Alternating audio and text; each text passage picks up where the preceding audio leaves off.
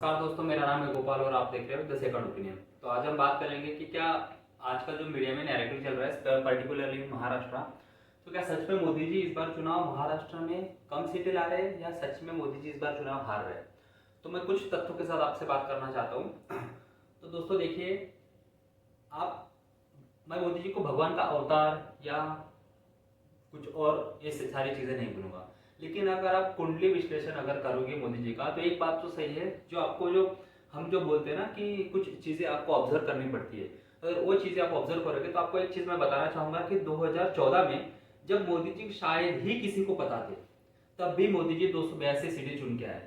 कुंडली जिस बंदा जो आप बंदा आज तक एमएलए के चुनाव भी नहीं लड़ा, वो बंदा गुजरात का चीफ मिनिस्टर बना, 12 साल तक चीफ मिनिस्टर रहे, अच्छे से गुजरात को चलाया। उसके बाद पता नहीं था, जब बीजेपी में बड़े बड़े लीडर्स थे, गडकरी थे, राजनाथ सिंह थे, शिवराज सिंह चौहान थे, सुषमा स्वराज जी थी, लालकृष्ण आडवाणी थे, सबने विरोध किया, फिर भी मोदी जी को ना रोक पाए। ठीक है। और मोदी जी 2014 में बीजेपी के स्टार कैंपेनर पहले बने, उसके बाद कैंपेन कमेटी के चेयरमैन बने और उसके बाद प्राइम मिनिस्टर कैंडिडेट बने।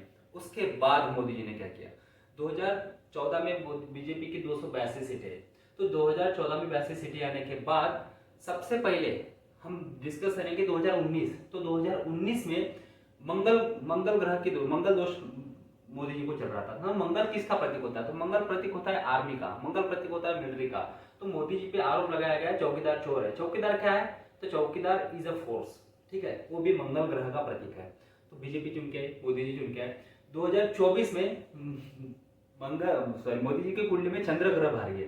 तो चंद्र किस चीज का प्रतीक होता है, तो चंद्र प्रतीक होता है परिवार का।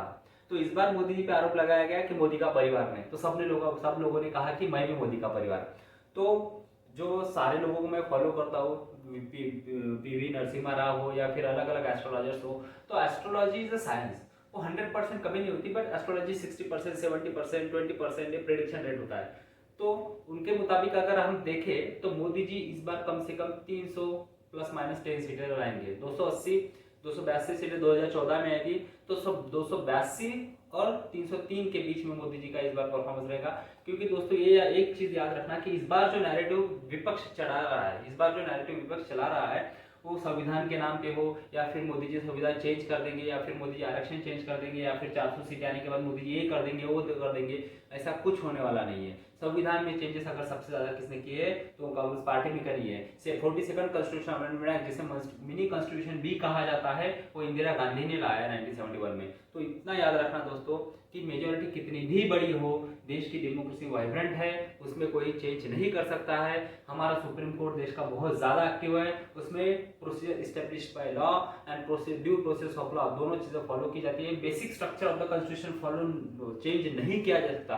Basic structure of the constitution में क्या क्या चीजें आती है, तो basic structure of the constitution में चीजें आती है डेमोक्रेसी, सेकुलरिज्म, ये सारी चीजें जो होती है वो basic structure of the constitution में आती है। तो मेरा प्रेडिक्शन ये है कि मोदी जी 282 से 303 के बीच में सीटें लाने वाले हैं। तो आपको मेरा विश्लेषण कैसे लगा, प्लीज मुझे कमेंट करके बताइए। Thank you.